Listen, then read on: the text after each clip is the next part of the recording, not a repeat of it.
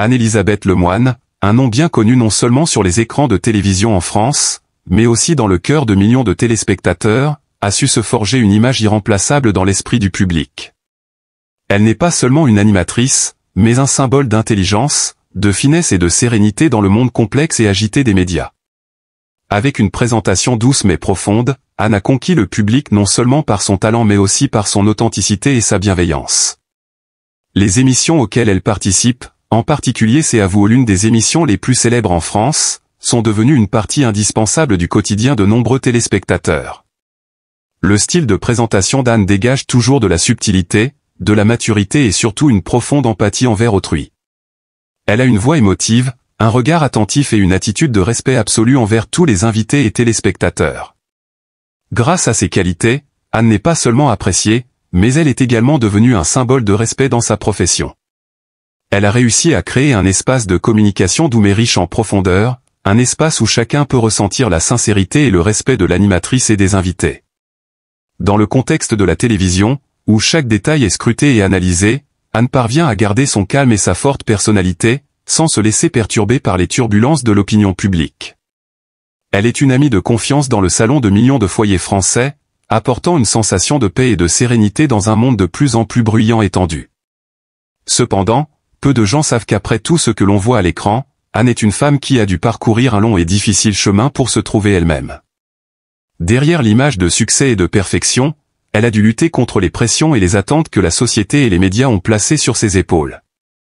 Dans une société française où la devise liberté, égalité, fraternité est souvent citée comme des valeurs fondamentales, on pourrait facilement imaginer que tout le monde peut vivre authentiquement. Mais la réalité est bien différente. Surtout dans l'industrie de la télévision, où chaque geste et chaque parole peuvent être analysés et disséqués, la liberté individuelle devient plus fragile et vulnérable que jamais. Et même pour une personne célèbre comme Anne, les luttes intérieures et le conflit entre ses propres désirs et les attentes sociales sont inévitables.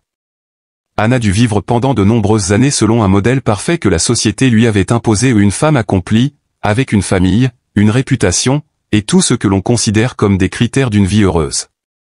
Cependant, avec le temps, ces éléments sont devenus une cage dorée, la piégeant dans des schémas qu'elle ne souhaitait plus suivre.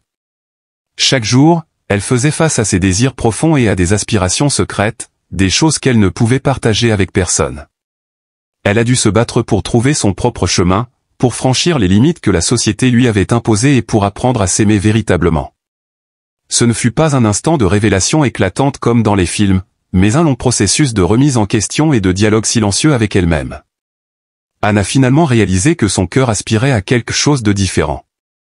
Un amour qui ne suit pas les normes, qui ne se trouve pas dans les définitions préétablies de la sexualité ou de la tradition.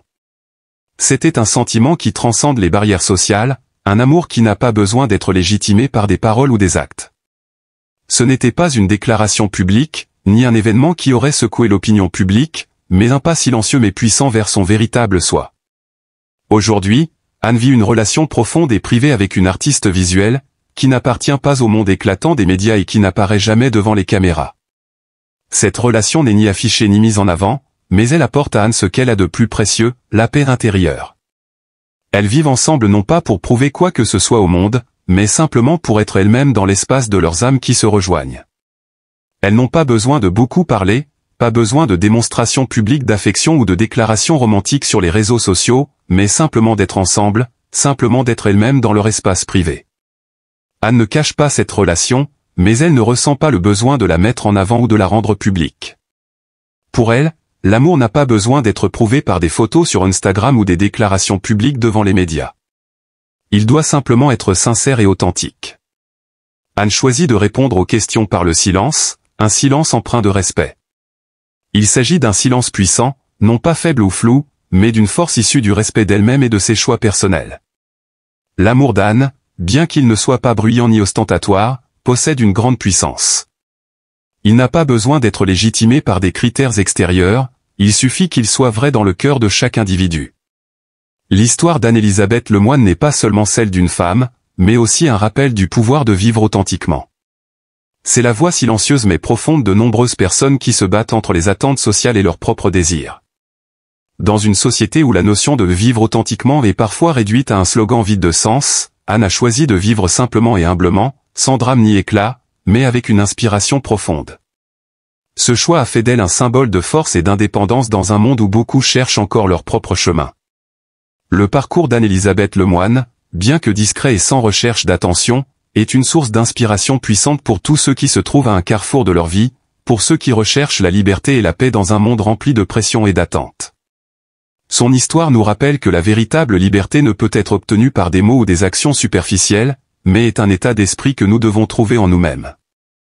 Ce n'est pas facile, et ce n'est pas toujours facile à accepter, mais Anne elle a trouvé son propre chemin, un chemin où elle ne vit plus pour satisfaire les autres mais pour être fidèle à ses propres valeurs. Dans une société de plus en plus complexe et imprévisible, où nous devons constamment faire face aux jugements et aux attentes des autres, maintenir l'intégrité envers soi-même est un grand défi. Mais Anne nous a appris qu'en vivant véritablement pour soi-même, sans se conformer aux attentes des autres ou à des standards extérieurs, la paix et la liberté viendront naturellement.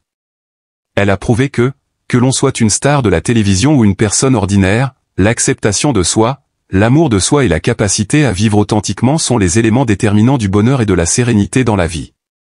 Anne-Elisabeth a fait ce que peu de gens peuvent faire où elle a fait face à elle-même, à ses peurs, ses doutes et ses désirs inassouvis, pour trouver son propre chemin et vivre fidèle à son essence.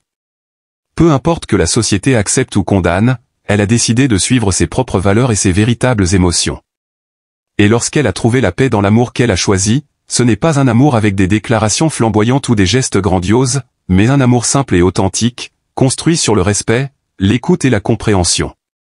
La relation entre elle et sa compagne est la preuve vivante que l'amour n'a pas besoin de signes visibles ou d'une reconnaissance sociale pour être significatif.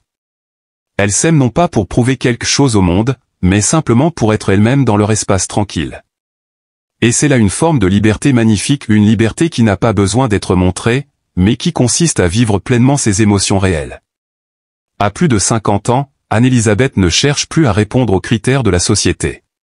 Elle ne vit plus pour plaire aux autres ou pour satisfaire les attentes du monde. Elle vit pour elle-même, pour comprendre et s'aimer un peu plus chaque jour. Elle se lève tôt non pas pour faire face aux responsabilités des autres, mais pour trouver la paix intérieure, pour ressentir la vie comme elle le souhaite, sans peur et sans faux semblants. Elle anime des émissions non pas simplement comme un travail, mais comme un moyen de montrer de la sincérité dans chaque mot, chaque histoire qu'elle partage. La lumière qu'Anne dégage ne provient pas des projecteurs, mais de l'énergie positive et de la confiance qu'elle trouve dans sa vie. Son histoire, bien qu'elle ne soit pas bruyante et ne comporte pas d'événements spectaculaires, est une force immense. Elle nous rappelle que le bonheur ne réside pas dans ce que l'on atteint à l'extérieur, mais dans la paix que l'on trouve dans notre âme.